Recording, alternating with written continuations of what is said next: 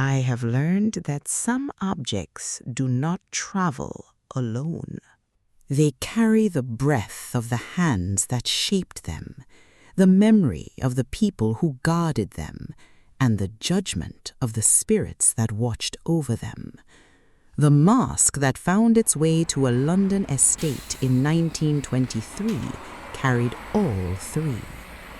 It had been carved 2 centuries earlier in a village along the Niger Delta by a man whose spirit did not leave his work.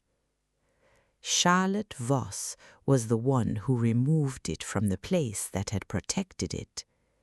A woman of wealth and sharp ambition, the kind who believed the world belonged to those bold enough to take it. She called herself a collector, a preservationist, a patron of the arts. She never used the word theft. She preferred the term acquisition. She had heard whispers of a mask kept in a village that guarded it the way one guards a heartbeat. So she went there, smiling, polite, her voice smooth as silk. The mask had been carved by Okoye, a master carver whose hands shaped wood the way prayers shape air. He died the night he finished it, his spirit willingly entering the wood so the mask could protect the village from those who would take without asking. For 200 years, the mask had sat in the shrine, watching over births, deaths, harvests, droughts. It was not decoration, it was a guardian. When Charlotte arrived, the eldest among them, a woman named Adaize, met her at the shrine entrance. "You do not understand what you are asking for," Adaize said quietly. Charlotte smiled. "I understand its value." "No," Adaize said, "you understand its price. That is not the same thing." Charlotte offered money, then more money, then promises dressed as respect. The elders refused her each time. "The mask is not for sale," they said. "It is not an object, it is a doorway." Charlotte did not argue. She simply waited for nightfall. With 2 hired men, locals she'd paid well enough to betray their own, she returned to the shrine under the cover of darkness. The entrance was not guarded. It never had been. The village trusted the mask to protect itself. Charlotte stepped inside, her hooded lantern casting long shadows across the walls. The mask sat on a wooden pedestal facing the entrance. Its hollow eyes watched her approach. Its gentle smile seemed to widen. For a moment, just a moment, Charlotte hesitated. The air in the shrine felt thick, as if something were holding its breath.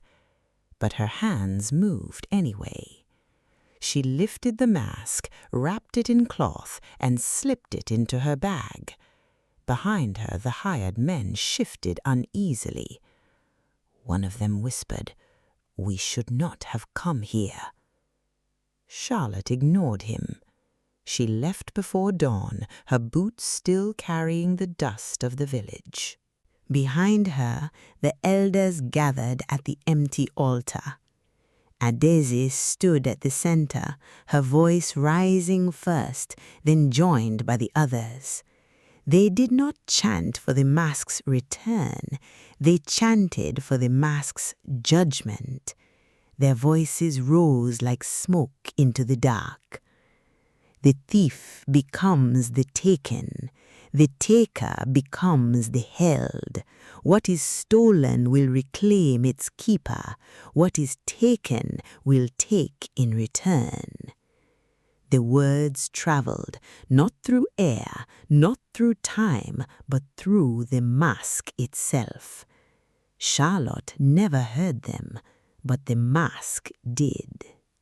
In her European estate, cold stone walls, tall windows that let in light but never warmth, and a silence that had never held anything sacred, Charlotte placed the mask in a glass case. The gallery was full of objects with the same story: masks from Benin, sculptures from Mali, textiles from Kente weavers, all beautiful, all stolen, all silent, except this one. Dark wood, hollow eyes, and a small, gentle smile carved into its lips, a smile that looked innocent but was not. The longer she stared at it, the more that smile unsettled her. The mask did not watch her, it watched itself. The first time she found the mask in a different room, she assumed a staff member had moved it. She asked, they denied it. She believed them, barely. The second time, she remembered the reels. She had commissioned a moving picture survey of the collection, a record of every acquisition, properly documented. The camera had been running the night the mask moved. The reels showed her, Charlotte, lifting the mask, carrying it down the hall, placing it on a different stand. But she had no memory of doing it. Her hands shook as she wound back the reel. Her face on the film was calm, smiling, almost pleased. Something inside her cracked. The third time, she awoke in the gallery at 3 a.m., standing before the mask, her hand on the glass. She had no memory of leaving her bed. The voice came on the 7th night. She stood before the glass case, exhausted and trembling. The gallery was silent. Then she heard it, a voice, soft, close, inside her ear. "Take me out." Her hands moved before her mind caught up. She unlocked the case. The door swung open. The mask's gentle smile seemed to warm in the light. "Finish what you started." Charlotte reached in, fingers trembling, and lifted the mask from its stand. The wood felt warm, almost pulsing. She raised the mask toward her face. She didn't know why she obeyed. She only knew she had to. The moment the wood touched her skin, the world contracted.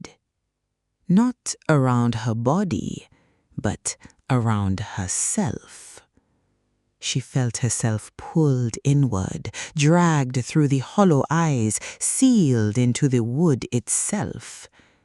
Her scream built in her throat, but had nowhere to go. It vibrated against the wood, trapped, echoing in a space too small for sound.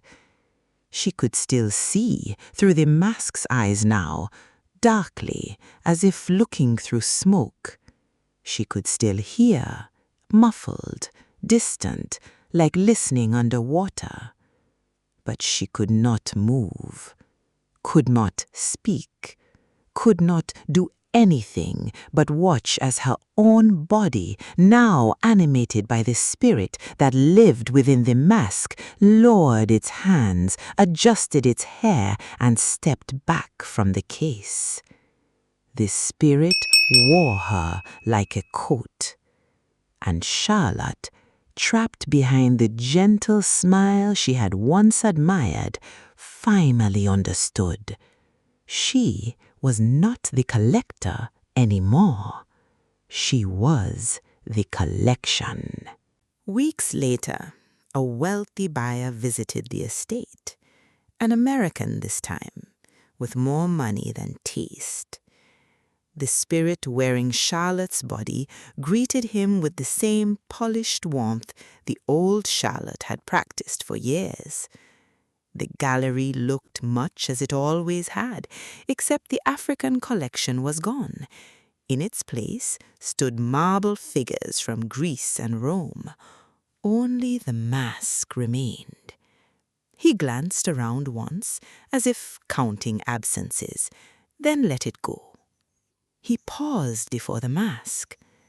"It's extraordinary," he murmured. "Is it for sale?" The spirit smiled. "Everything has a price." The man studied her for a moment. The Charlotte Voss he remembered wore her hair pinned back, her collar buttoned to the throat. This woman's hair was bobbed, her neckline low, her wrist stacked with bangles. "Forgive me," he said, "but you seem transformed since my last visit." "Do I?" She tilted her head and smiled. "Perhaps I've developed better taste." He laughed, a little uncertain. "I suppose I expected the same woman who turned me away last time. She's still here," the spirit said. "Closer than you think." Behind the glass, the mask's hollow eyes flickered. And inside it, Charlotte, who had once believed the world belonged to those bold enough to take it, prayed, not for forgiveness, not for mercy, but for another thief. Bold enough, greedy enough, foolish enough to touch what should never be touched. Only then could the mask claim a new keeper.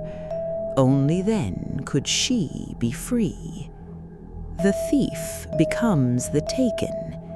The taker becomes the held. And the cycle, like all curses born of theft, does not end. It only changes hands.